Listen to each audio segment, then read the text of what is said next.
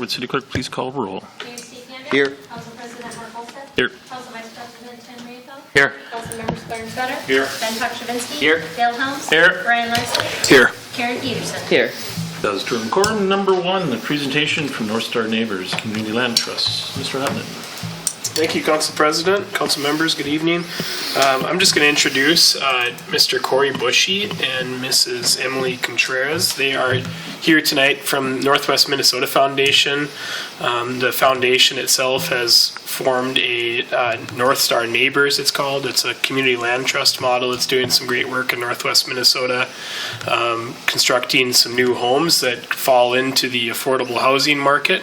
And I've had the pleasure of meeting with them a couple of times, and they'd like to introduce the community land trust model to you tonight, and hope will spur some good conversation and questions about whether or not there's a way to make this program fit for East Grand Forks.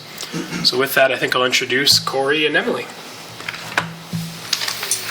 Hi everyone, my name is Corey Bushy. I'm the Executive Director of North Star Neighbors.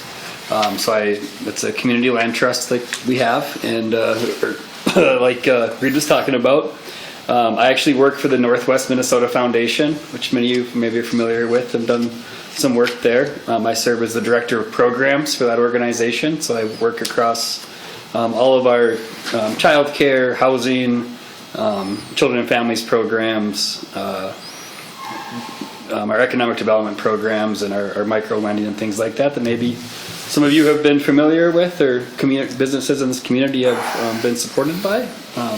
I'll let Emily introduce herself, and then we'll kind of dive into our presentation. I'm Emily Contreras. I am the homeownership coordinator for North Star Neighbors, but that's actually work that I'm doing on a contract basis. I am also the executive director of Grand Forks Community Land Trust, and I founded that organization in 2010. So that's when I started this work of looking into potentially expanding our CLT, I actually had the opportunity to meet with Paul and with your mayor to discuss the possibility of a CLT in East Grand Forks, and that was right around the time that Corey was looking at the Northwest Minnesota Foundation doing similar work. So rather than only serving East Grand Forks and Grand Forks, we've found a way to look at serving the full region that the Northwest Minnesota Foundation covers.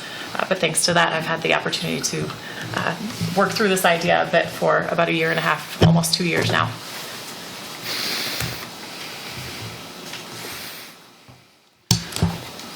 So we usually like to start our presentation with a little bit of kind of how we got here, how we learned about this idea, and then Emily will dive into kind of the mechanics of how a CLT works, and then we can kind of end the conversation with questions, and I can kind of share how we have made this program work in a couple other communities that we're getting started in. So since about 2018, the Northwest Minnesota Foundation has had housing is a main strategic effort of ours. It's been, I think in 2021, the foundation ranked it as the highest need for our region that they wanted us to continue to focus on. Since 2018, we've had a few wins in development, but we've spent a lot of our time was focused on coordination of the homeless response system and doing a lot of work with more housing and rent assistance and things like that, supporting people who are homeless to get into their own housing. In 2022, I really wanted to look at our program and make a renewed effort into creating housing units, and especially from my work trying to address homelessness. When there's no housing units to put people in, it's pretty hard to make much headway there. So I started doing some fact finding, learning. I was hearing about appraisal gaps. I was hearing, homes are there's affordability gap. People aren't able to afford houses at what they're being built at. So I started doing some work, and like Emily said, Emily called one day and said, "Hey, I'm looking at a community land trust." And I said, "I'd love to learn more about that." And in the same week, I had a call with Minnesota Housing, and I said, why don't you just give me $1 million every year, and I'll just make sure 10 houses get built in Northwest Minnesota. And we quit all these competitions and underfunding, and I kind of actually said, how about you share with me the investment you've made in Northwest Minnesota in the last 10 years, and I bet it's not very high. So let's start fixing that right now. And they said, we'll start a community land trust, and we're all in.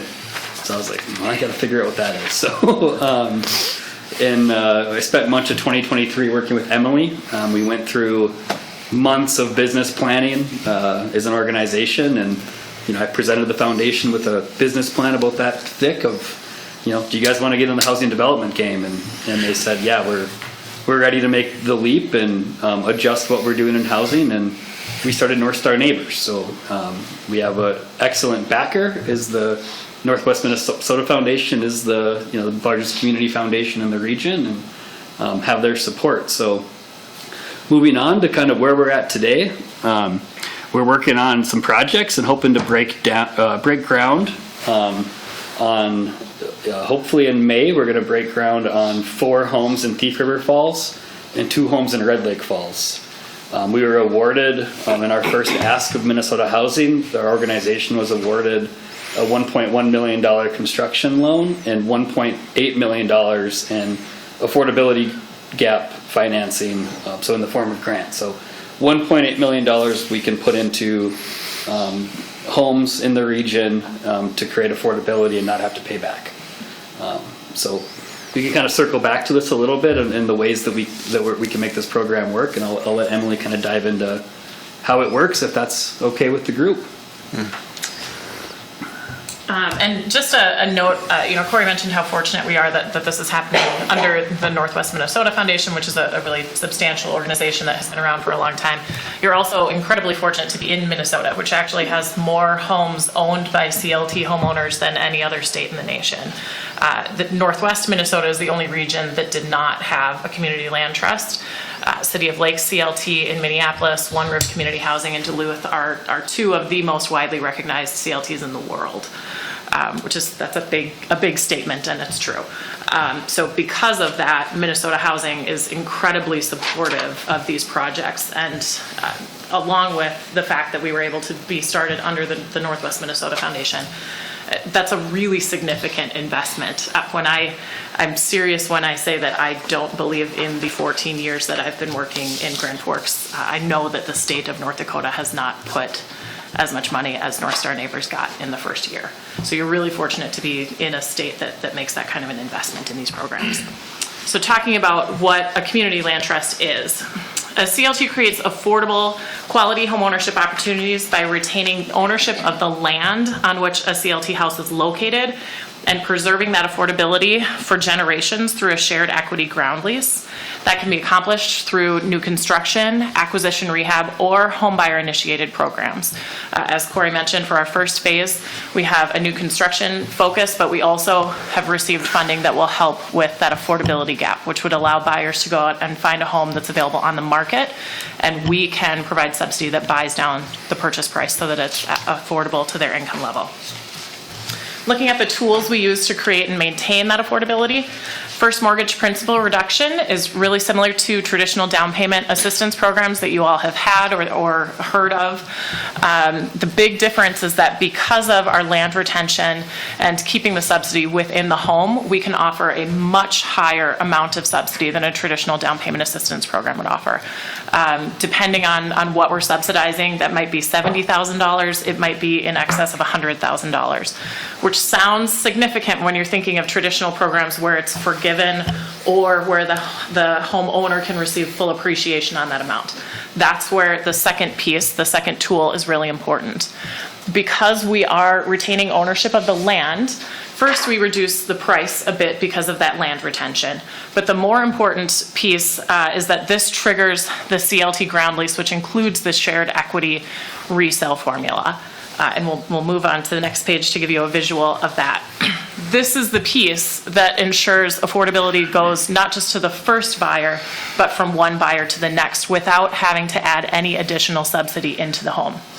So when we're talking about an initial purchase, the initial sale to a CLT buyer, in this example, we're talking about a $300,000 home. Looking at the market that we are looking to serve, in this situation, that household can afford $180,000. That leaves a gap of $120,000. We take the land value off the top, approximately the land value off the top, because the CLT is retaining ownership of that land, and that still leaves a $90,000 gap. At this point, it's Minnesota Housing Funds that would be filling that gap, but we can bring in whether that's private resources or statewide affordable housing aid resources. That doesn't have to be Minnesota housing money. That's the gap that we have to fill with whatever subsidy we can pull together to bring in. So that's how we make the initial purchase affordable, through those resources. Resale is what we get a lot more questions about. So say we're working on a home, that appreciates from $300,000 to $340,000. Now this is something, thinking about our market today, that might happen in about 18 months. So hopefully people are sticking around longer than this, but this gives us some easy numbers here. So we have a 25% resale formula, meaning that the homeowner receives 25% of the appreciation. In this case, if the initial fee simple value were $300,000, the appreciation is $40,000, that homeowner would receive $10,000 of the appreciation. So they've got their $180,000, they receive $10,000 of the appreciation. The CLT formula price, so the price that the next buyer pays, is only $190,000 with no additional subsidy put into the home. That white part up top, that is the 75%, right? It's staying in the home, it's creating additional affordability from one buyer to the next. We don't pull that 75% out of the house. Because of this, no additional subsidy has to be added. It's not like a traditional down payment assistance program where you might have, over the course of 10 years, you might have 5 buyers who all use a forgivable down payment assistance program.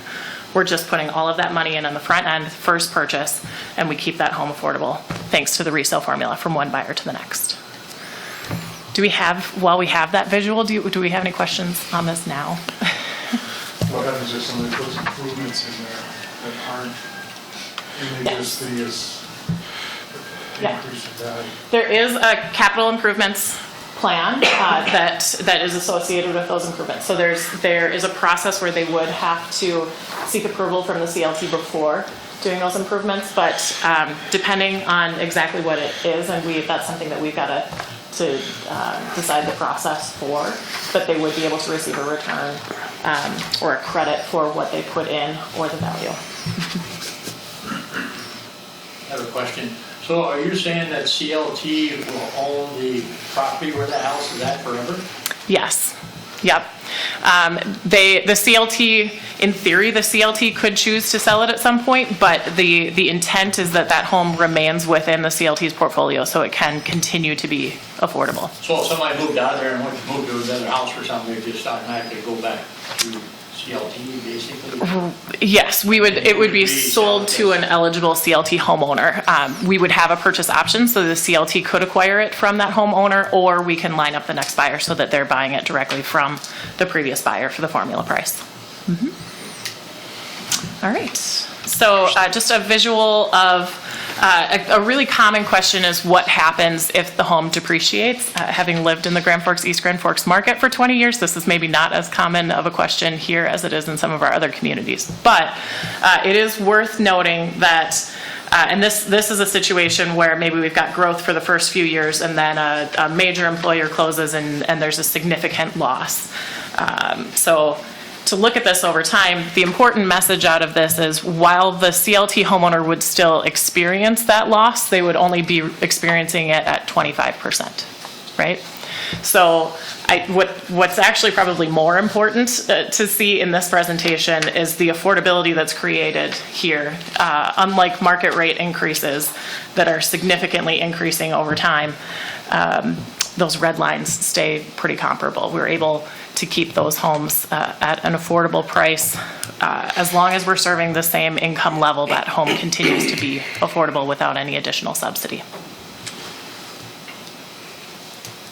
So just related to eligibility and lending, in Minnesota currently, we're hoping to maybe advocate for a change on this, but if we use subsidy from the Minnesota Housing Finance Agency, we are restricted to serving 80% of their greater Minnesota balance of state income numbers. So currently that's $89,400. We do anticipate that'll be increased over the next few months, but it'll probably be somewhere in the low 90s when that increase happens.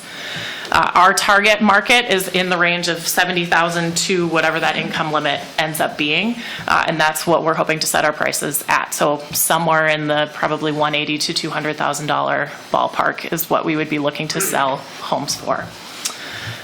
When we look at debt to income ratios, we do require that households pay 25 to 30% of their gross monthly income toward their mortgage payment. We don't want to be over subsidizing a household. It is possible to request an exception down to 22%. An important note on that is that the homeowner is responsible for paying the full property taxes and any specials associated with the home. So when we are figuring out that ratio on the front end, we incorporate the full cost of taxes and specials at that time. We can't project what it'll be in 10 years, but we do anticipate that so that we know they'll be able to cover that as well. And then they do go out and get a traditional mortgage through a lending partner. We don't finance the homes ourselves. They would be working with, the lender that they would typically approach. We'll work with lenders to build those partnerships so that we do have lenders prepared to do CLT loans in the community. And we do, East Grand Forks is fortunate because we've already had sales in Grand Forks. We know that we've got Alaris, Gate City, US Bank that have already done our sales there. And then for North Star Neighbors in general, we have connected with, I'm totally forgetting now, Northern State Bank and Border Bank, right? So region-wide, those would be opportunities as well, but we're looking to add to that list. So if there are other lenders who are maybe more local to East Grand Forks, we're happy to add to that list as well. The homebuyer initiated program, I mentioned that earlier. That is where we can support a household in the purchase of a market rate home. So they would be able to look at what's listed on the MLS, which I'm sure you all are aware. If you're looking for under about $450,000, there's not a whole lot available right now. But if they were able to find a home that would meet the requirements that we have, we're not looking for fixer-upper homes. We're working with homeowners who need an affordable price. So we also need to make sure that they would be able to afford to maintain their home. But as long as homes are available on the market that meet our requirements, we would be able to provide subsidy between what they can afford and the cost of the home, so that the home is being sold at that market rate, and we're just bringing the subsidy in to fill the gap. Could you explain to me again how that homeowner, if they're there for 10 years or 20 years, on the equity that they have into it, how that? Yeah. Yes, so it's a 25% appreciation model. So we would look at the fee simple, and this is, maybe I can back up to this. When an appraisal is done on a CLT home, it starts out as a fee simple, a regular appraisal, and then they factor in the CLT components, and there's a note there that says the CLT leasehold value is, and that's a different number, but the rest of the appraisal is a fee simple number. So we know what that normal market rate value was at the time of purchase. And then whether they sell 5 years from now or 50 years from now, we're going to also have a CLT appraisal that first figures out the fee simple value and then notes what the leasehold value is. So we look at the fee simple appreciation, the market rate appreciation. So if that home went, maybe they bought it at $300,000, maybe they don't sell for 20 years, and God, who knew, it's, $1 million at that point, right? But whatever that number is, even if it's $300,000 in appreciation, the household gets 25% of that on top of what they originally paid. And the price would just be increased by that 25%. So to pick a really easy number that's hopefully very far down the road, if the home increases by $400,000, the household would receive $100,000 of that $4,000, meaning that the price would be what they originally paid plus $100,000. And if they made capital improvements, there would be another credit added in there specifically related to those capital improvements. I think the important part then is, in this example, what we're trying to do with, bringing this to the region is that formula price, right? So it's really the ability to make sure that these homes don't go up so fast, right? We're able to sell them at, in this case, $190,000, or so really being able to maintain that affordability long term. I think a lot of CLTs use perpetual affordability, or, you know, we kind of got into this knowing that we'd have this, we'd own this land forever. It's just, you know. And it's important to note that the market we're talking to, these are households who can't afford homeownership otherwise, right? So the return on their investment shouldn't be compared to market rate homeownership. It should be compared to what they're getting out of renting. I have households in Grand Forks. I have a homeowner right now who has owned her home for just shy of 10 years.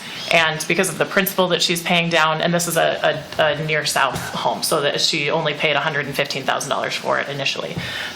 Because of the principal that she has paid down on the home and her portion of appreciation, if they decide to buy another home, she'll have between $35,000 and $40,000 that can go toward a down payment. They would not have been able to purchase a home at all, so they wouldn't have had any of that money without this program. Yeah, I think of our target market as, you know, someone that's working, grinding, they're really trying, they've maybe been to every bank in town, and they just can't get enough money put together to actually go and purchase something, and this provides them that Now, opportunity. you said you were building 2 in Red Lake Falls and Yep. Thief River Falls.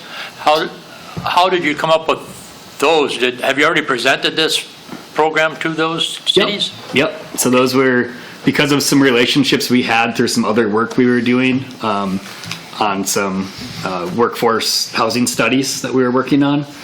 Those were the communities we chose first. So we went to those communities and said, just like we are here tonight, and, you know, do you want to be a partner? And that's when we, you know, they were able to donate some lots, both communities, and then we took that and compiled that into an application to the state at Minnesota Housing, and they thought we had a pretty good idea, I guess. So we got funded, and we're hoping to break ground in May here on at least 2 of the houses.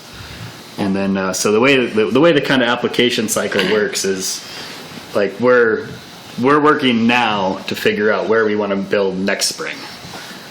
So in a perfect world, we're going to be getting far enough ahead. So next year, I'm having these conversations, and I know where we're going to build for the next 2 springs or 3 springs, right? We're building that pipeline of knowing where we want to go and where we have partners. If we decide to go with this program, I know where you can go.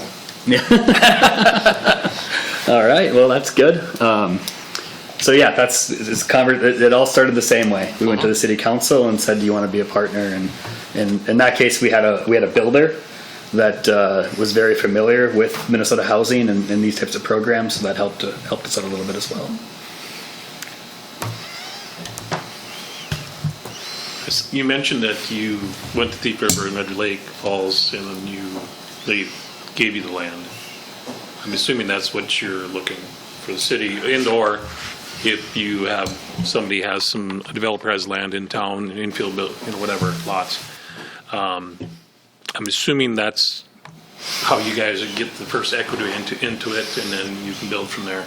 Yeah, so I think that's a good question. Yeah, there's definitely, we can get to that point whenever you want. There's definitely kind of I think we have an outline of an ask or how we've worked in other communities, so we can talk about that. I think the most important part about having some land donated or something like that is Minnesota Housing really wants to see that there's skin in the game from the community. So you can, by donating some land, that's a way to accomplish that. Being in Northwest Minnesota, our population is small. We're one of, the amount of money we have in our communities is not the same as other larger metros where, they might be able to put a capital plan together with, a bunch of corporations and maybe a church and all sorts of funding sources that they're going to say they're going to bring to the table in their application. We don't always have that here. We have, everyone's pockets are always getting asked for, the next thing to donate to or the next place to make work. So we really focus on community partnership in those applications to say this is where we were able to put some local investment in. So when you guys go through that process in Thief River and Red Lake, and you bring that to their planning and zoning to get approval, let's say there's covenants or whatever it may be in that area. I mean, are you looking to fit into that neighborhood? Or is there like a structure that this is what we do and this is no matter what? We do not have any like set plans or anything. we plan to go into the community and so the one thing we plan on doing, and we've not figured this out for East Grand Forks yet by any means, we really want to select our general contractor when we go into the application. That also brings a good community partnership, and it allows us to work with that general contractor throughout the build. And we don't have to get awarded the money and then put it out for bids to general contractors. We can have that selected. That general contractor still has to do some bidding work and bid out the HVAC, the framer, plumb, all that kind of stuff, right? But so what we would do is we'd look for a partner in the community who's a builder to say, here's what's in the neighborhood. Can you build that? What do you think would sell here? What kind of finishes would you use? Here's kind of the market price we can be in.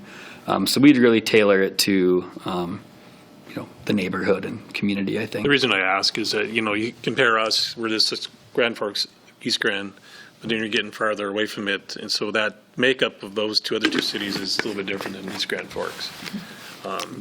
And I guess availability of any lots that we own and are going to be in areas, the golf course and some other areas. But I guess my question is, knowing what the average home price is in East Grand Forks, I guess I'm curious of how you can make that happen with somebody that, let's say it's $400,000 you have to build.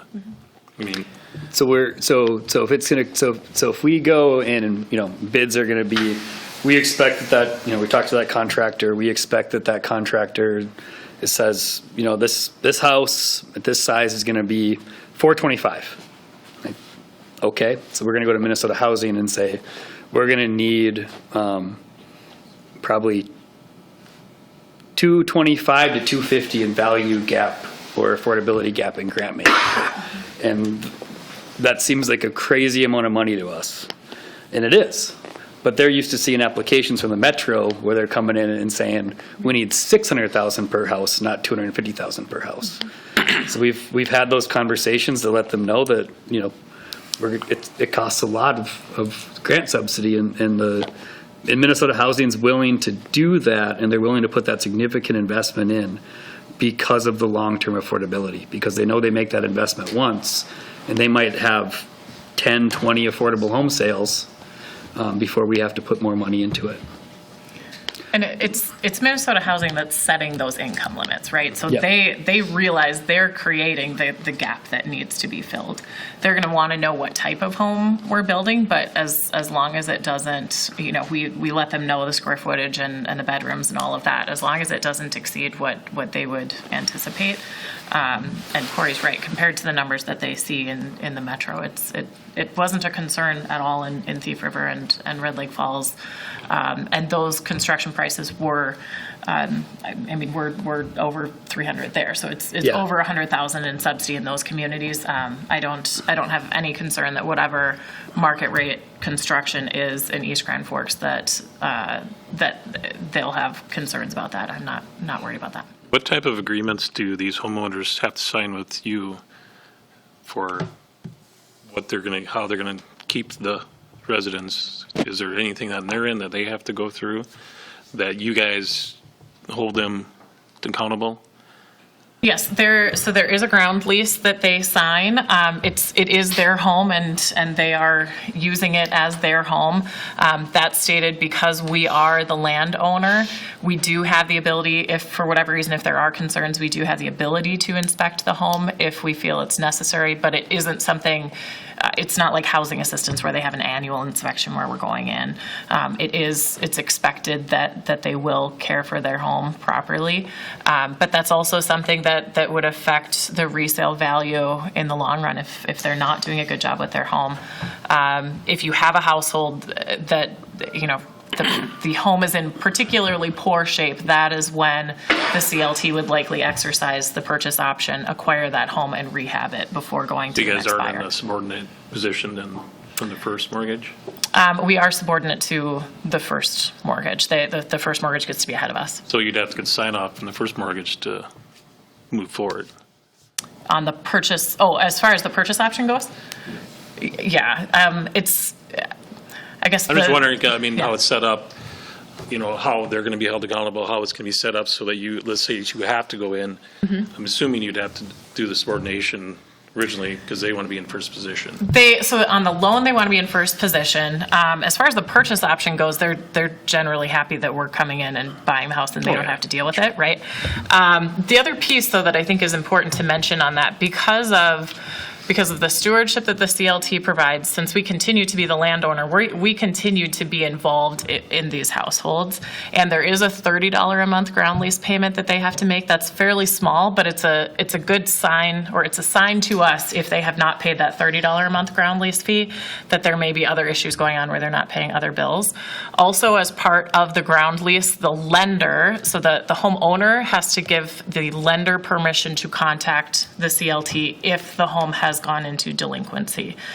As far as the nationwide rates go, the rates of delinquency and foreclosure are about, it's 0.1%. It's about 1/10 of the overall rates of delinquency and foreclosure in CLT homes. So because of how much attention we pay to affordability on the front end and stewardship, those loans actually tend to perform much better than overall loans.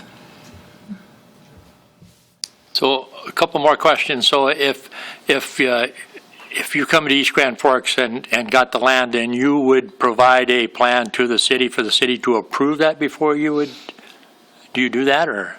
A plan of like the house? Like a plan of what the house would be, look like or whatever in that particular area, that lot? Typically, we haven't done that. I think we could, maybe agree on some parameters. I don't think I want to get into like the color of paint. Or Yeah. I think we could, so it was within reason. I think we could come up with something that, it's going to be a duplex, or it's going to have 3 bedrooms. What we're typically building right now, we're in the about 1,800 to 2,200 square feet, 2-bedroom. 4-bedroom, 2-bath, 2-stall attached garage. So kind of a simple Rambler type home, split level. Single unit? Huh? Single unit or? Yep. We can do duplexes with this model, so we're open to that. We definitely know that there's a market for our seniors who are maybe aging out of larger homes, and if we could, I think we could definitely with maybe a duplex model or something. We have one house we're doing in Thief River that is a 2-bedroom, 2-bath, all one level, no step entrance. We didn't go as far as like roll-in shower and complete accessibility, but we kept it pretty accessible for an elderly person to move into. So yeah, I think we definitely could come to an agreement around some.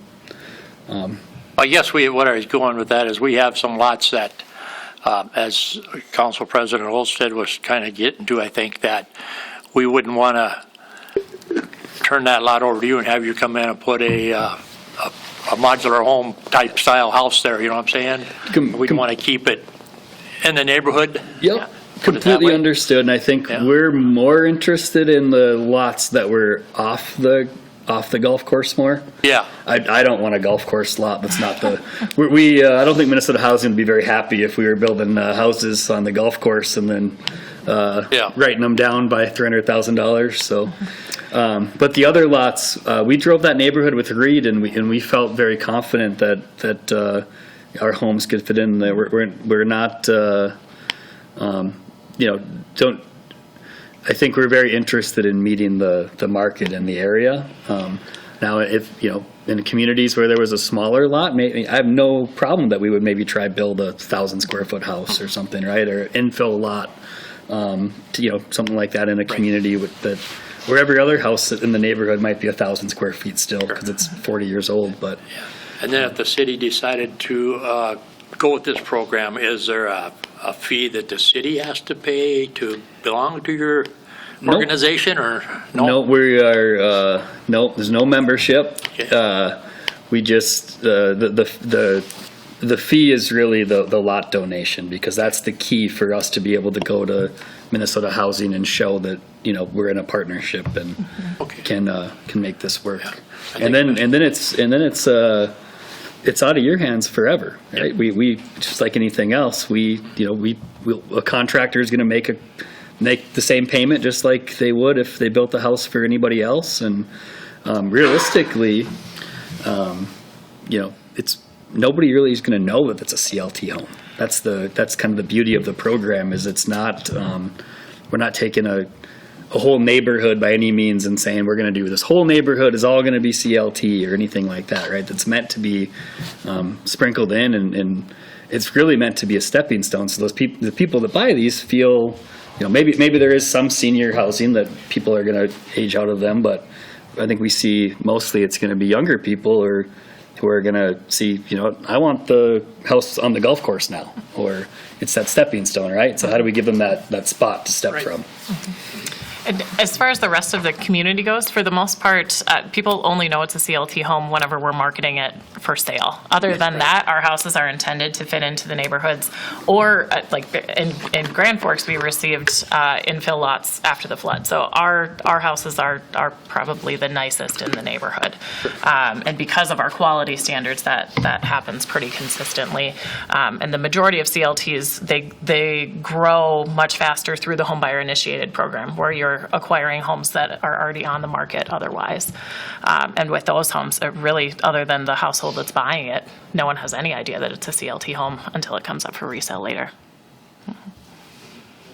Question, or did you? I guess it wasn't necessarily a question, it was just to answer Mr. Helms, is that also I looked at some of the lease agreements, and we have our own building codes.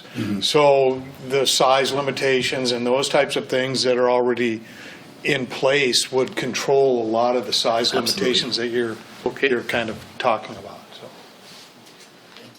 Corey, could you maybe just briefly touch on too the property tax side of things? Once there's a homeowner in it, how do they pay property tax? Is it based on the county's assessed value or some sale value?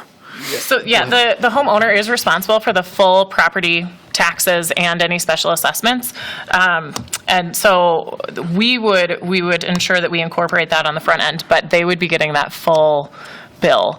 But we would just, I guess, when we're determining the affordability in the beginning, we would make sure that we're looking at what those current assessments are. And hopefully we can get the affordability down to a level at that point, and the growth is steady. I know when we're in communities that have special assessments, that can be complicated because those can, trust me, I know it, being on the other side of the river, that can go up real high real fast. But they are responsible for that full amount. They receive that tax bill and or it's incorporated into their mortgage just like it would be for anyone else. So that's more of a conversation that we have with the lender. That's the big thing, is ensuring that when they initially purchase the home, it's clear to everyone that's got to get incorporated with the mortgage. The only thing I'd add is we're paying close attention to this. We don't know exactly how it'll play out, but just really full disclosure, in 2026, there is potential for the tax code to change for CLT homes, which would either be, there's talk of it being 75% of the assessed value, or actually going to like what the person paid for it. So that could change the tax revenue a little bit, but I think that's really trying to again be realistic. Of in this case, when we're we know someone that we know that house costs $425,000 right now, but they're gonna that person can afford a $200,000 house. That tax bill might be about the same as their mortgage payment, right? So how do we? So that's going on at the state level.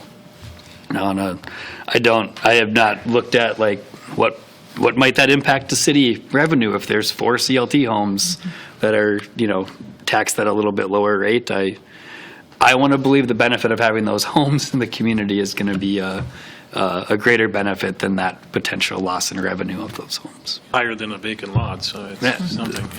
That's where I'm at. Good. So are you looking like a one-time donation of city lots? Or are you looking for like a donation every year? I think this would be a one-time thing for now. I don't know when we would. Well, I guess that depends. If you want to do one or two now and see how it goes, maybe, and then we look to later. I guess it depends on how things play out. But the way I was going to answer that question is, we're started in Thief River Falls, Red Lake Falls. We've been working with Reid and you guys now, and been working in Roseau. So we're going there. We're going to go to it. Then we're going to pick two whole brand new communities in the region and go there next year. So we definitely serve 12 counties. So we definitely plan on not getting stuck in any one community. On the flip side of that, the other thing that we really hope that happens, and this is a byproduct of the program if it does work, if we can build some relationships with builders. And, we come in and we do all this work to bring in all the extra money. There's a way that we can work with them to say, hey, if you build 4 or 5 houses, you finance them, you do everything, we'll go to Minnesota Housing and find that affordability gap. So we'll find that $150,000 on the screen. And then we're just helping someone buy a market rate house without having to be the developer. And by coming here and building those relationships and being like, we brought this up, this worked, hopefully when we're gone, there's still somebody else that's interested. I shouldn't say gone, we're into this forever. But when we're building a house in Crookston or something else, there's somebody that's still interested in our program and wants to build a house in East Grand Forks. So there's lots of ways we can partner. It's very flexible. So if the contractor buys the lot and builds the house, say for $200,000, but then, the house gets appraised and it's worth $300,000, is the contractor getting all $300,000 there and they're making $100,000 off it? And then technically, I would say, yeah. I mean, we're paying, it'd be based on the market value, and then it's based on what the homeowner can pay based on their income, right? So a contractor's making, I don't know if it's going to be $100,000. Yeah, they're making a profit just like they would if they built a house for anybody else. Sure. Thank you. Is this CRA for lenders, community reinvestment? It's there are ways to make it qualify for CRA. I don't know that the loans. So I don't know the answer to that, but I know that it's something that comes up. Like they are hitting an income level that typically qualifies for CRA. Yes, but I don't know what exactly they have to do to check those boxes. A couple questions. In this model, what constrains the value of the home in terms of the quality of finishes that go in, right? We need this big of a home, we need this many bedrooms, this many bathrooms, and it could be built for this, but there's such a variability of finishes that can go into a home. And if the program just pays the amount over what they can afford to pay, where is the constraint then as to the quality of finishes that go in to not let the cost just mushroom? That's a good question. I think we'd work with our builder on that. So what I've told our builder in Thief River Falls is we were excited to find someone that's not a custom home builder. Like they're very used to building spec homes, and to reduce that, I'm like, I'm your customer. You're building a house for me, even though we're going to sell it to somebody else. Like, please don't come to me with 16 options for light fixtures and paint colors and everything else. Like, this is what the bid's got to come in at. It's up to that builder to find finishes and those types of things that are going to make it work. So now, you set the dollar targets. Yep. Based on your experience and what you kind of know it can be done for.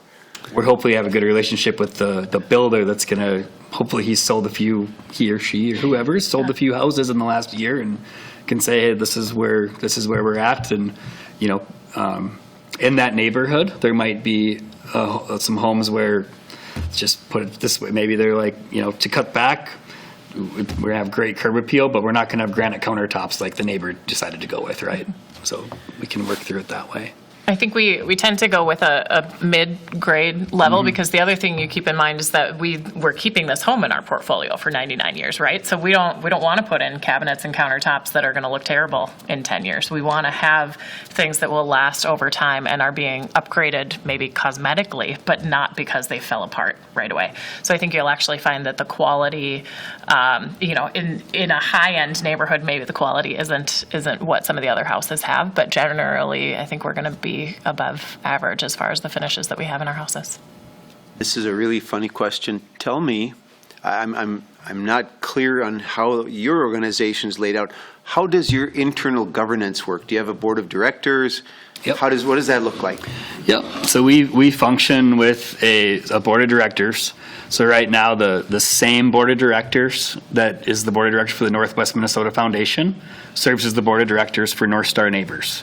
So we're a Minnesota nonprofit. If we haven't filed it yet, we're very close to filing our 501c3 with the IRS. But we're a nonprofit corporation in Minnesota, completely legit that way. And then what we have is an advisory committee. And that advisory committee we put together is made up of, we have CLT homeowners that Emily knew, so they have their experience. We have home developers and community planners, city planners. So kind of a real good advisory committee that we're able to run this through. And they made the decision that East Grand Forks and Rosa would be our two spots to go and look at this year after we presented to them. And then one final question that's been lingering as we've gone through is, so the equity that's there, I know it's in a pool and it can be, kind of all pooled together as equity. In other words, the part that is the land that will be onto perpetuity, that's going to be, I know, under your group. Is it also under Northwest Minnesota? Or who's the holder of that equity, and how does that go into perpetuity? The holder of the land, North Star Neighbors will remain the owner of the land. Yep. And I'm sure your bylaws dictate how you could ever dispose of that land? Yeah, there's ways that's based on the funding mechanisms too. The way I see it is, I think we've heard of like one or two CLTs that have actually, that didn't work out. And I think they were able to just give the land to the homeowner. Okay. That's an option. The typical CLT bylaws indicate that either it has to go to the homeowner or it has to go to a like organization, so another affordable housing organization that can carry on comparable work. Thank you so much. Yeah. Oh, by the way, I think it's amazing. I think it's absolutely worth looking at, and if we can find the right kind of lots to make it happen, I think it's absolutely worth moving on. Great. Thanks for coming. Mr. Reed. Just a weird question. What happens if the homeowner trashes the property? How is he accountable for that? The biggest accountability would come because of the appraisal, the reduced value of the home. And there isn't accountability other than that, in the sense of we are able to charge them for, the ground lease does have some mechanisms that we could actually put some charges in place if the CLT has to come in and make improvements to be able to sell that home. Just thinking if it falls below that, let's say that 180 that they put in, and then the value comes out 100,000. Well, as long as the value itself was affected, then they aren't going to, they're going to see that reduced return. Well, it's not even a reduced return, that loss, right? They'll see the loss at resale. Yeah. I think a couple of things then too. Number one, we go to work and we find some money and we repair that house and we get it back into the portfolio. Through different, being a nonprofit, we'll have options to go to different foundations. We could go to our own foundation, Northwest Minnesota Foundation, and say, hey, can we get a 1% loan from you guys so we can fix this up and get it back on the market, right? We'll have options there. But I think it goes back to absolutely that could happen. But I think we're really, that target market is someone who has been renting and they really want home ownership. Right, that's where they want to be. They want that equity. They want the everything that comes with owning a home, right? So I don't think we foresee them trashing it. I think we foresee them wanting to. Saying it could happen. Absolutely. It's, and there's definitely CLTs that have had that experience, and they've had to figure out how to remove that person and pay them what they had to pay them, or what it wasn't, what they didn't have to pay them, or whatever, and move forward. So. Thank you. Mr. Larson. Yeah, thank you. If there was parcels of land that were not currently developed, there was no roads, no municipal infrastructure, and the cost of that development didn't really work in a break-even scenario with a private developer, is there programs either through your organization or with the state to kind of help offset that initial infrastructure to kind of set this development? The answer is yes. I think for me, I think our organization, being so young, I think we're a few years out from taking on a project like that. I would love to partner with a developer and say, let's put in the infrastructure. We'll use our nonprofit status. We'll use the CLT status. We'll bring in, enough money to cover half the infrastructure. You do half the lots as market rate, and we'll do half the lots as CLT. Mm-hmm. And I think we're a little ways away from making that partnership happen, but it's definitely something we're interested in being able to do. And it's in all of our communities across the region, it's the only way we're going to be super successful, because every community's landlocked. Mm-hmm. It's tough to keep moving outwards. There was significant infrastructure funding approved in last year's legislative session that they have not yet, or at least in the last time I looked, the application had not yet come out. But I know that they have a pretty big emphasis on serving greater Minnesota. So that's definitely something I would suggest keeping an eye on. Thank you. Anybody else have anything? Mr. Galsted, yes, sir. I just know that we've had some conversations regarding the lease. I've reviewed and looked at several leases through different CLTs across the state. Do you have an example of what you're going to use so that we could take a look at it, so that everybody could see the different parameters that are in there, buyback provisions and those type of things? And then, since the mayor brought it up, copies of the bylaw so that we could see what the CLE or CLT was going to be using to control themselves, so we would know that as well. We could provide copies of all of that. Thank you. What would be the next step, Mr. Huttunen? Corey, I think between Corey and I, I've shared with him already, as he mentioned, we drove around some neighborhoods that we have lots available and looked at a few lots that we think would be good options. I think that'd be the next step to take, is Corey and I would get back together with this proposed list and see if there's a couple. We've talked about as many as 4 or 5. I don't know if that's still the number in your head, Corey, or if it's 2 to start.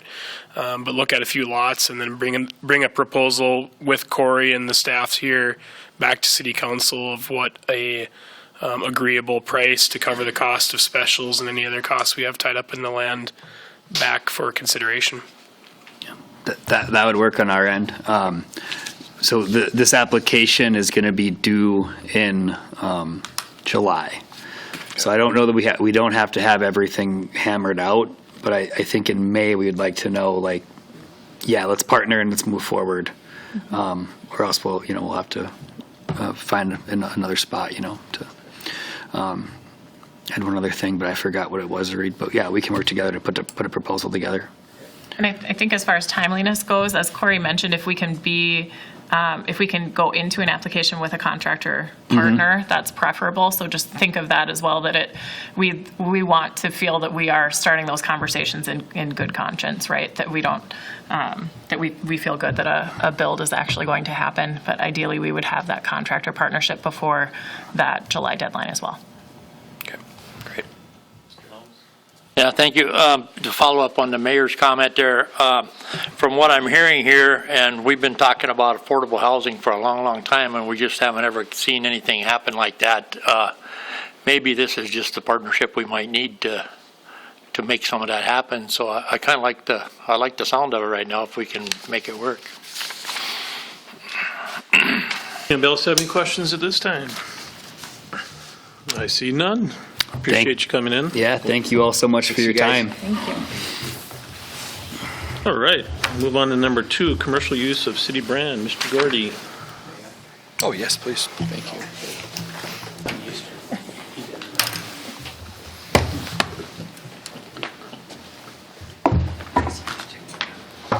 Mr. President, Mayor, and members of the council.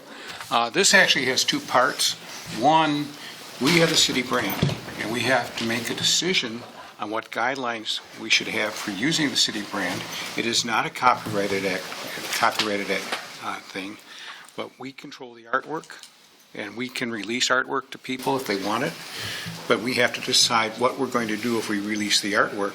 The second thing that we have is a proposal from Mr. Reinhardt as to one way to use that where the city would receive some benefit back from that. So the first thing that I'm going to ask that the city council do, if I may, is what do you want to do? Do you want to allow the commercial use of the city brand? Somebody comes to a city event, for example, can they buy a T-shirt that has the city brand on it? When we have like the showcase event in the autumn, do we want to be able to have a table where there's city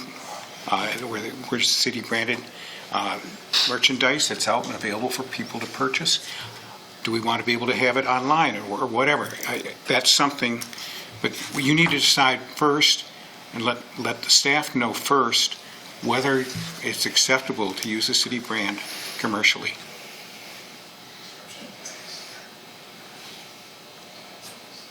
I know, loaded question, isn't it? Mr. Repo. A lot of times with these branding and stuff, letting people use them, we can have a fee set where they have to be licensed through us in order to do it. The universities all have theirs through collegiate licensing, which is a pain in the butt, and for small retailers it's pretty much a no-go. The bigger boys usually are the ones that can get into it. I'd like to see some sort of licensing so we know who's using our brand.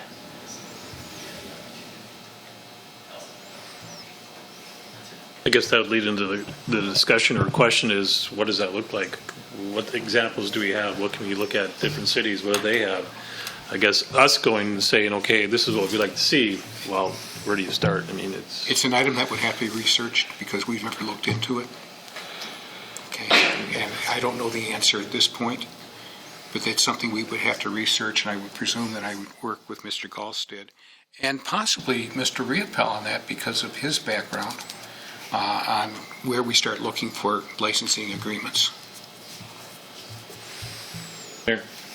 Thank you, Mr. President. For me, the licensing part of it would have more to do with controlling how it's used than making it a big revenue stream, because every one of these products that starts to carry our logo and go here and there, if we have it going in a good and decent way, it's promoting back to our community. So that's the payoff for us, is getting that logo in the right place in front of a lot of people as a positive way of promoting our community. So I don't think we have to make a lot of money on the licensing part of it, only to control how it would be used. Exactly. It's the control of it so we know how it's being used and what it's being used on. Yep. I can foresee some items that being used on that the city's probably not going to like. Right. Unless you have a company called Integrity, now then it might not happen. But that's exactly why it's coming before you. When Scott came in and talked to me, the mayor had sent Scott to me, and I was glad to talk with him, but it triggers all kinds of things like, well, how do we deal with this? Because we've never dealt with this question before. And you know, as a city, it's important to make sure that our name stays as a good name. So I wouldn't want to do anything that would do any harm to that.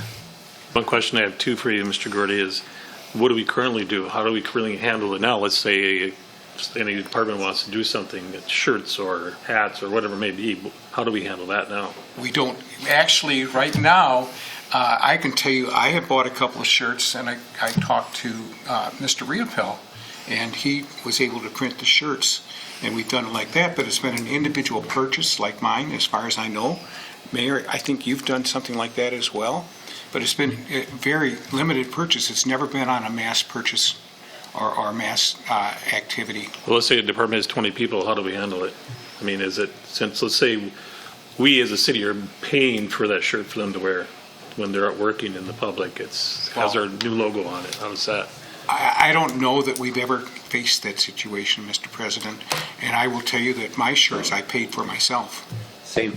I'm not saying you guys know. Okay. No, I'm just saying. I think you're misunderstanding the question. Okay, I mean, but I. Don't worry about have not heard bringing it recently- up this Saturday. No, I heard recently that some departments have had shirts paid for, I'm and just that's asking. something we'd have to. And there's that's got to be a another policy issue that we that's part have of this. that we have put. You'd be put in best place. having the department head be the one to handle it.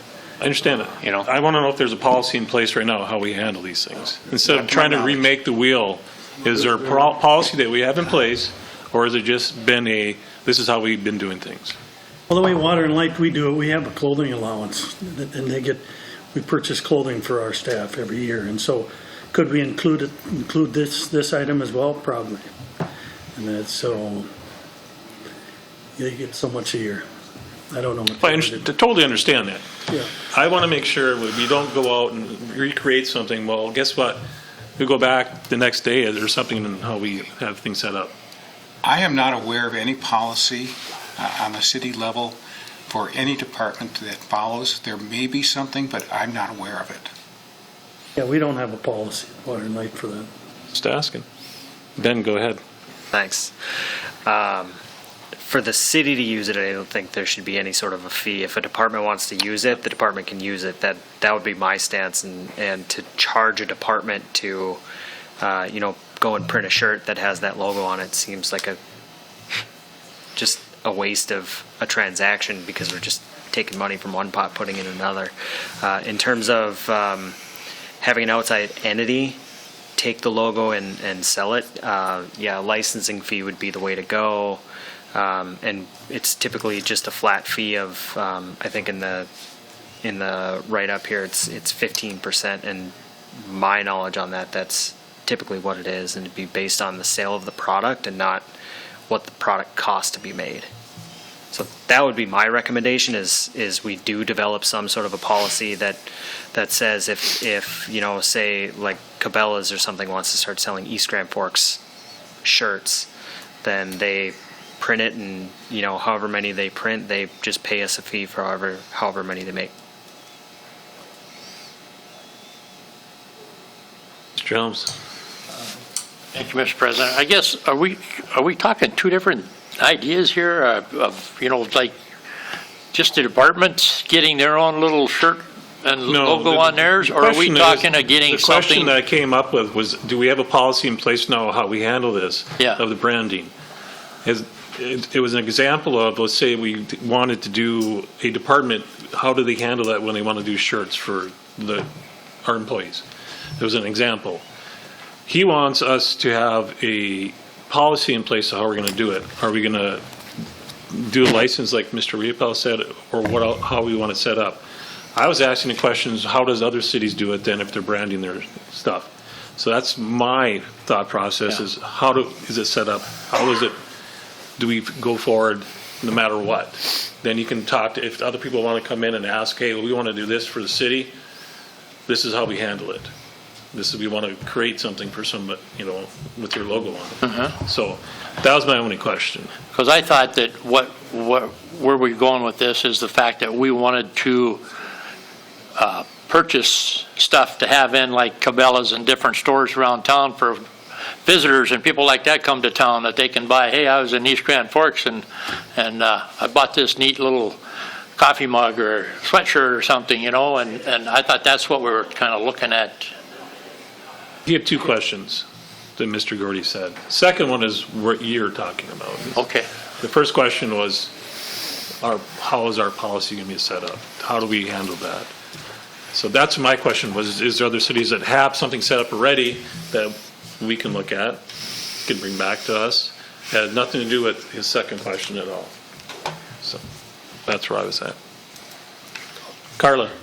Corey Thompson, who of course is listening on the meetings, he texted me that in the policy we want to make sure that we have on there the city artwork, because there are specific colors and such, which we have all written down, that we make sure we put in the policy that these are the parameters of the artwork, the font and all of that, and that is all written down, which we did use that when we did the coffee bags and such, so Corey just wanted me to So how make did sure you you guys understand. handle that with the coffee bags then? Yep, we used, No, but- since we're the city, we can use our own. It was approved by Reid and such, and then we have the parameters for the artwork. Corey has all them that he can distribute, and that's what we use when we did it. When the EDA worked through its last strategic plan and included the marketing and communications plan, there was as part of that branding guidelines, and I think that you included them as part of the packet, so that those branding guidelines are available and they will dictate the colors and fonts and everything like that and how everything can be used. I agree with you that we do have that stuff, information, but that wasn't the first question. The first question is, how do we want to handle it? How is a policy? Is there something that we need to put together so that we're following with everybody, no matter who comes in and talks to the city, Yes. who we work with? So I totally understand that. I've seen that branding stuff. They all have booklets, the department heads, that they've got after everything. So I guess if we want to look at doing something, so we have a policy or a procedures of how we handle this, that's, I guess, what needs to be brought back. Yes, absolutely. That's why I came here to get your input to see where, if we even wanted to proceed, and then how we want to proceed.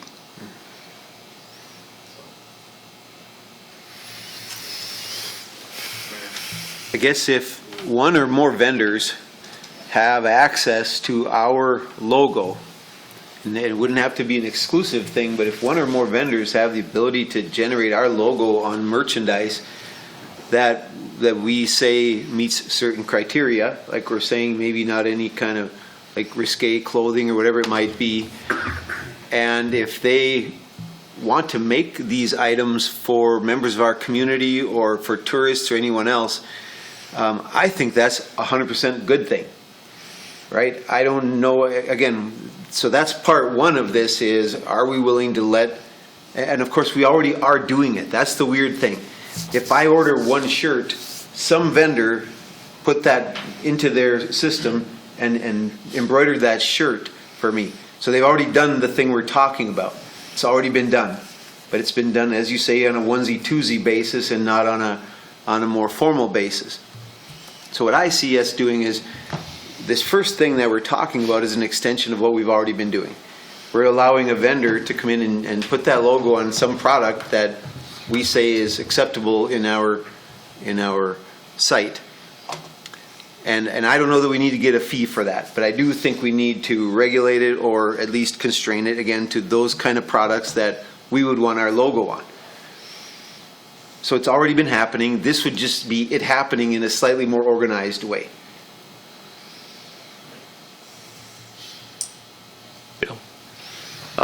Mr. Gorte, you have a gentleman here. Does he have any insight on some other cities of what they've done? Have you done anything for any other cities out there, and how, I mean, do they have any kind of fees or anything like that we're talking about here? Or? Well, it all depends upon, we work with a lot of schools, a lot, and like out in Bismarck, we have to pay them 5% of whatever the actually retail price is for whatever product is actually sold for any of the schools out there. And we do it on a quarterly basis where we pay them that fee. Like I talked to the city of, the city of Grand Forks, and I don't know if they have anything set up neither. I know they have a sheet that says all of their colors and stuff and logos and all that has to be a certain way, but I'm not too sure if they have anything set up on that. We're also talking with them on some ideas too, as well. So is this something maybe we should table until we figure out how we want to handle it? And if we want to set up a fee, or if we want to set up some kind of guidelines, maybe we should work all that out and then go from there. That's what Mr. Gorte's asking. So I guess we, like I said, we know what we have for our branding, we know our specs, colors, have all it laid out. It's just how do we want to handle it? Do we want a more streamlined, this is how we do things, this is the process, let's say someone comes to us and wants to do something, this is how we handle it, this is the approval process, just that, I mean, you know, give us some examples of what you're going to do, you know, whatever it may be, you know, so. President, if we do table it, who would be tasked with doing the additional research, right? We have some unanswered, no, not me. We have some unanswered questions about how other cities have done it, how schools have done it, other entities have done it, and then on the other side, maybe talking to the vendor a little more detail, exactly what is the program that you're looking for. Who will be tasked if we're tabling it, and we need to make some discovery between now and when we take it up again? Who's going to be responsible for making that discovery? I was expecting to do that. Okay. Unless somebody tells me I don't need to, I was planning to do it. Tell us again, if you could, what specifically unanswered questions you have. Well, the biggest unanswered question was, are we willing to allow this to proceed? And if we're willing to allow this to proceed, then we need to look at other communities and find out how to make it happen. Let's make it clear, what is this? Use of the, commercial use of the city's brand. Commercial use of the city brand, and they're going to promote it to anyone and everyone, right? Well, we would, from our perspective, we would decide who would have access and the limits on how it could be used, and they would be working within the parameters that we agree to when we allow the use of the brand. But it would not just be to inside of City Hall. They would be promoting this for public purchase. Yes, that's the second part. The other part is when we do it inside, as Mr. Puchavinsky brought out, do we want to have any fee on things inside? Because it's just exchanging hands within departments on where the fee is. And I agree. I can tell you right now, no. So I mean, it's not going to happen. So this really, the first this is, do we even want to let them put our logo on anything? That's kind of a no-brainer. You know, for internal stuff, of course we would let them put our logo on stuff. And then, so I don't know that that's in dispute at all. I agree. Because we're already doing it with other vendors of other things. And then the other part of it is the question, if it's going to be promoted to the more of a mass audience, what does that look like? And what is our role in that?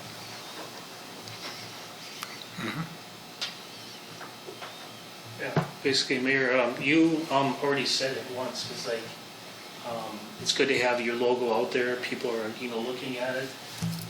I know whenever my wife and I go traveling, we always pick up something in that city that we've been at.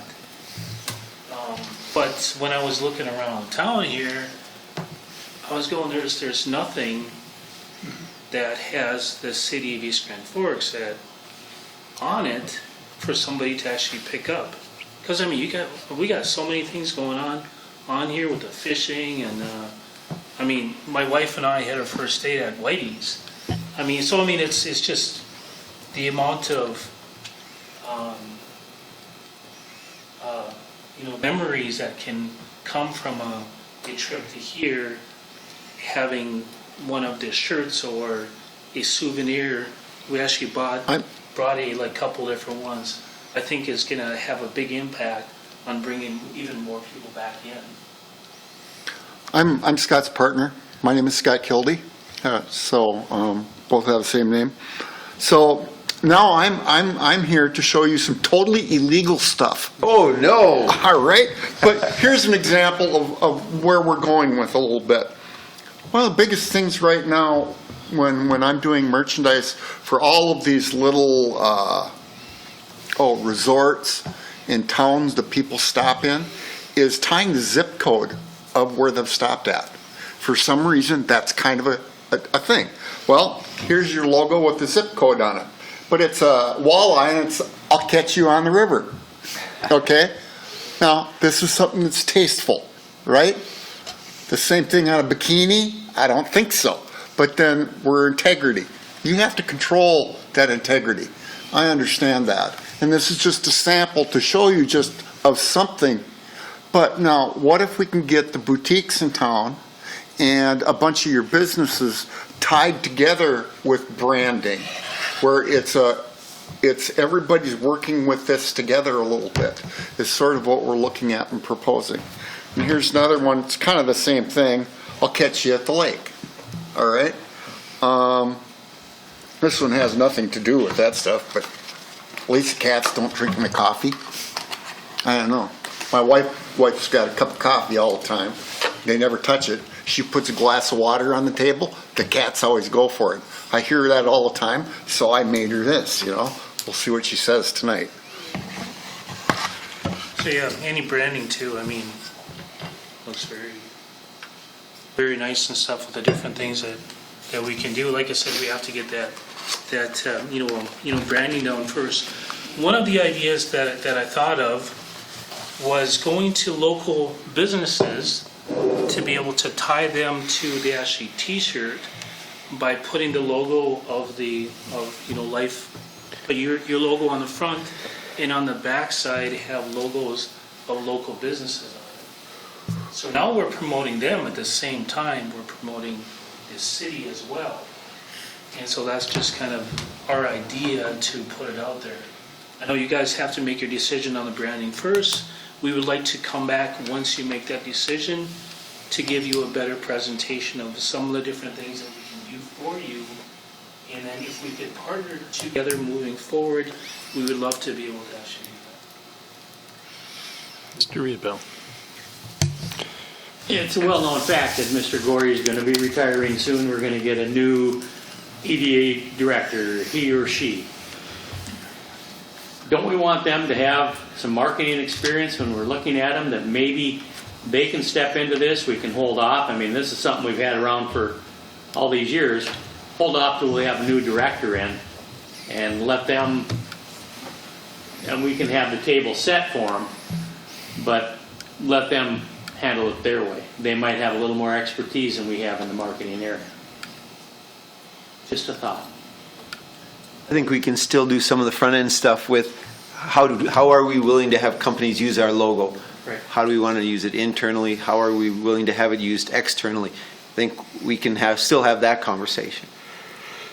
But yeah. One of the recommendations that I would put out, and I'm a person that's trying to sell you a product, so you got to look at this backwards a little bit. But what I would think is I would establish one person that has to approve the artwork that whatever company is working with. So what I just showed you, I should have to send this to somebody.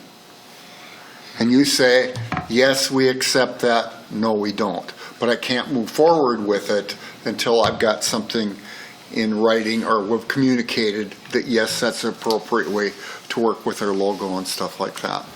That would be one thing that I would put in place there. That's part of the licensing agreement. Right. Yeah. Well, I think we have our homework to do, right? Yeah, I think so. Yep.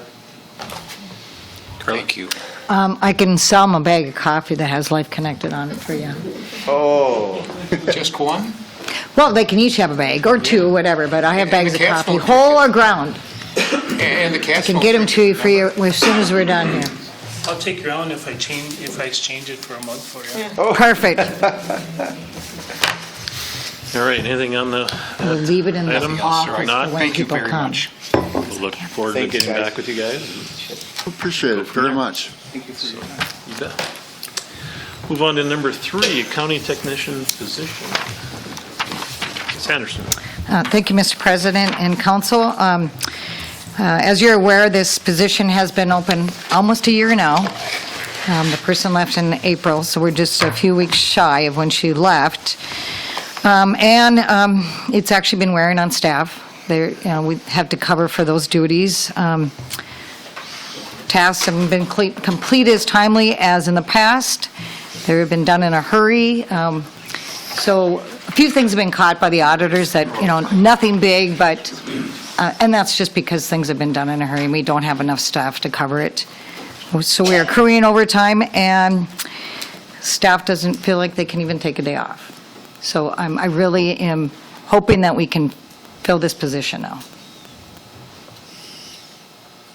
Questions Karla? We talked about it last time. It's budgeted for what month? 6/1? June 1? 7/1. 7/1. July 1. Okay. Of course, we will have some savings from the position just opened, and we actually have, last year we did save a lot in our personnel because of people being gone and the shuffling and stuff, so our fund balance that we have from last year is much higher than we expected.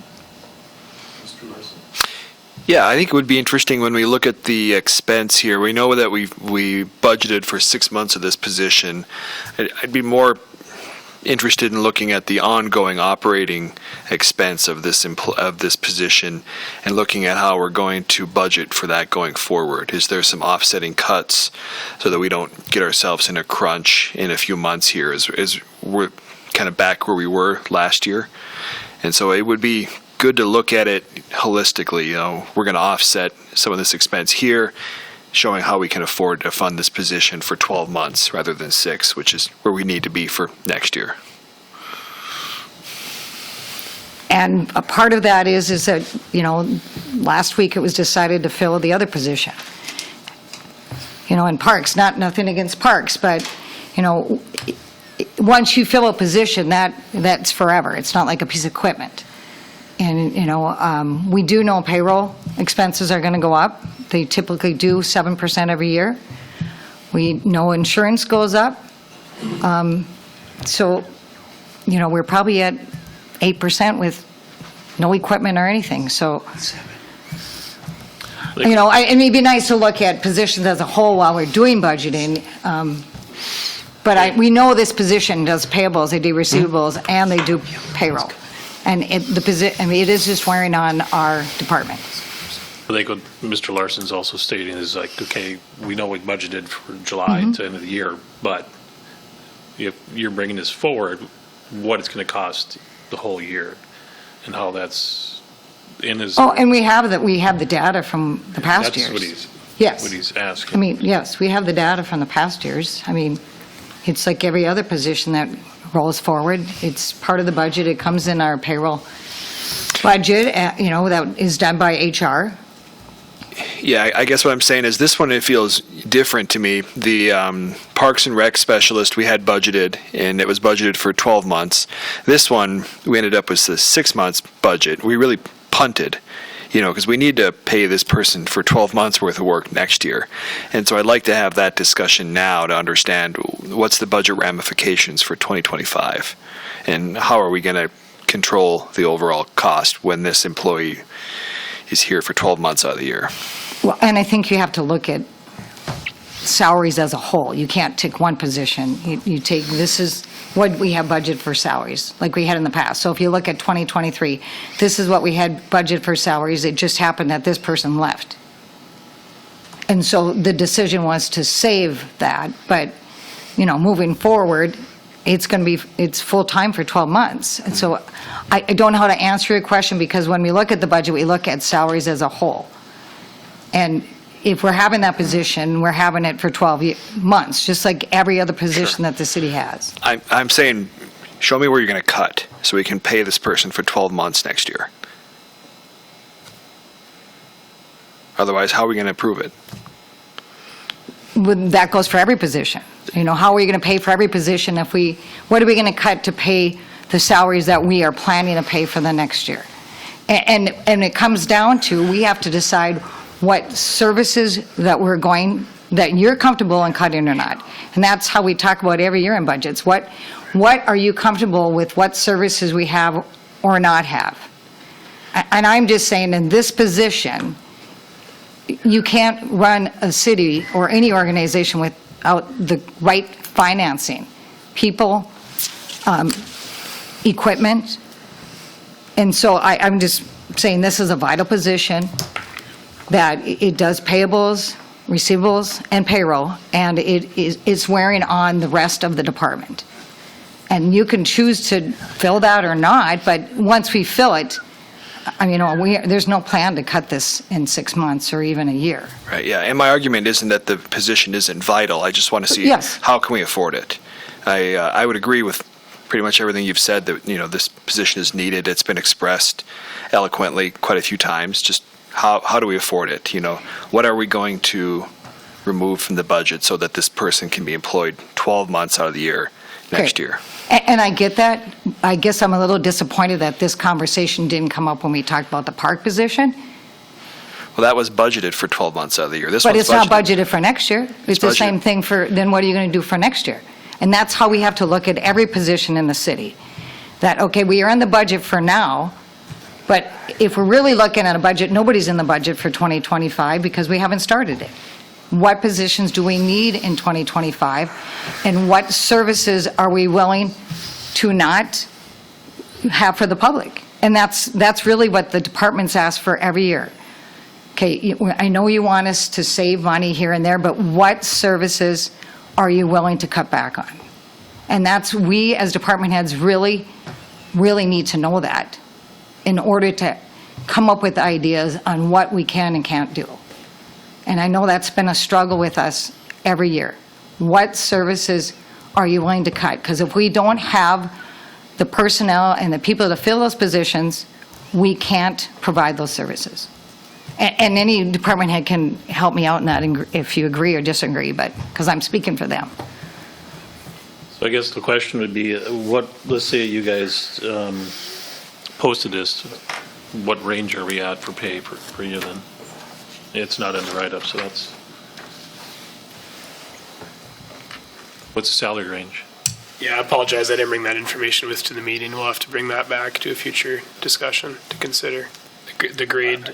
I think the reason I'm asking it, I think that would help Brian understand what's the magnitude. I would guess it's between 45 and 70, I think is what it is. That's about the range. I was going to say the total cost of a half-year position, total compensation was in that 42 to 45 area, so double that if we're looking at the full year. And So the person in the position was at the top of the scale. Yeah. So that would be the most we would pay, but it was about 90 for the year. Yeah, Mr. Larson, I understand what you're asking. I'm just doing a lot of thinking here in how we can present that back to you. To Ms. Anderson's point, I do agree with her to an extent that the discussion last week about the Parks and Rec specialist is very similar, and that you ask how we are going to pay for the accounting technician position. One answer may be a reduction of staff in another department to make those dollars and cents work.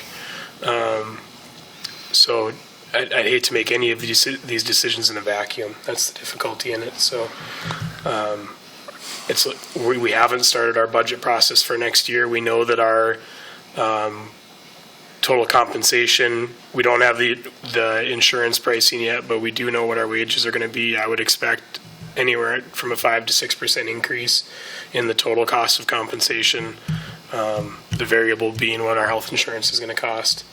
So, that's a challenge. I mean, just understanding at this point today exactly what our budget is going to look like next year, I couldn't say that. But we can put some work into it and try to come back with answers for your questions. Yeah, that'd be great. Wasn't expecting any direct answers there, just kind of posing the question really due to the anomaly of the 6-month funding for the position. That one's always kind of bugged me, and I know it's where we ended up last year, but I mean, that only works for this year, and then we've got to figure out 12 months. And we use that as a guide to help with the budget at the time because that position was open. We looked at other positions, and the decision was... I was involved in all that. Right. Yep. No, I mean, just so everybody is aware of that. Yep. I know people listen. Mr. Vetter? Yeah, thank you. And it all relates to the budget questions, and I think we're remiss when we've got open positions that we should not fill them right away until we've got our budget worked out, because that's how you balance those budgets. The accounting position was open last year. We tried to work with Water and Light and fill that in one position to save some money. That didn't work out. So we left the position open for 6 months to balance our budget. We've got other open positions now that we should not be filling until our budget is worked out so that we know how we're going to pay for them. And that's just sound business practice moving forward. Mr. Mayor. Thank you, Mr. President. Yeah, Mr. Larson, I absolutely took what you were saying as not to put on the brakes in hiring, but to open our minds that we are still in a process of trying to find savings wherever we can. And to your point, Karla, about, we need more guidance. We need more than just the dollar part of it. We need to know, what are your priorities? What areas of service are you willing to take a look at? And this is exactly why we had our ad hoc committee last year, was to dissect everything we do and have everything stand on its merits. And I know it's very unsettling. Mr. Huttunen is acutely aware of how when you open Pandora's box and have everything stand on its merits and demonstrate its value, it also puts our dear team a little on edge, like, oh, you looking at, what are you looking at? Don't look at me, right? And so we get all of that. So the hope would be to show, you know what, we're going to properly fund this organization to do excellent work. We're always going to be looking for ways that we can run as efficiently as possible. Clearly, this accounting technician is not that position to try to leave it open. We've all agreed to that, or for the most part, we've agreed to that. But I love that everyone around this table has the eye toward, let's really save the people money where we can. And in no way was he asking you, Karla, so where are you going to find the money for this next year? That was sort of a rhetorical question. Oh, and I get that. To keep the conversation going. Right. Yes. That's what that was. Yeah. Yes. Thanks. Ben? Thanks. How long does the hiring process take for this position? Well, part of that is that there's other open positions. Our HR person is doing payroll every other week, so there is a process that takes a while. So I would guess if we started this now, we probably would not fill it until July 1st. That's kind of where I'm at, is even if we, give the go-ahead to fill this position, which I think we should fill it. If we give the go-ahead and fill it, it's still going to take until July to fill it. So it's budgeted July 1st. So at some point, if we do intend to fill it this year, we've got to start the process. Otherwise, I hear you on staff morale is not great. And when you've got a position that typically has always been filled, and then you ask other people to pick up the slack and work overtime and things like that, then, that's not great for the department. And my question would also be, how much overtime are we paying?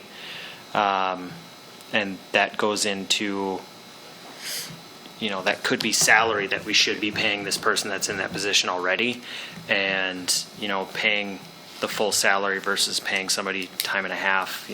There's a little bit of savings in paying somebody overtime, but at some point you're going to burn out the employees, and then we're going to be down another position. So I would argue that we should just fill the position. The other statement that I have is, so when we're looking at budgetary issues for next year, when would be the time frame that we would even know that? I mean, we didn't finalize our budget last year till December. Are we going to sit on this till December? No. And I don't think that's effective. Yeah, no, we wouldn't wait until December. What I've been looking at in my mind, at least, is by early August, being ready to start bringing some budget discussions to the city council. That's the typical schedule we try to follow, is August and then September. By September, we would need to have preliminary approval of our budget. So it'd be that time frame. So then you'd still be, if we're looking at hiring process, if we're not going to approve that till September, you're still looking at 6 months from now. Yep. Final budget approval still won't happen. Until December. Correct. Right? Correct. Yep.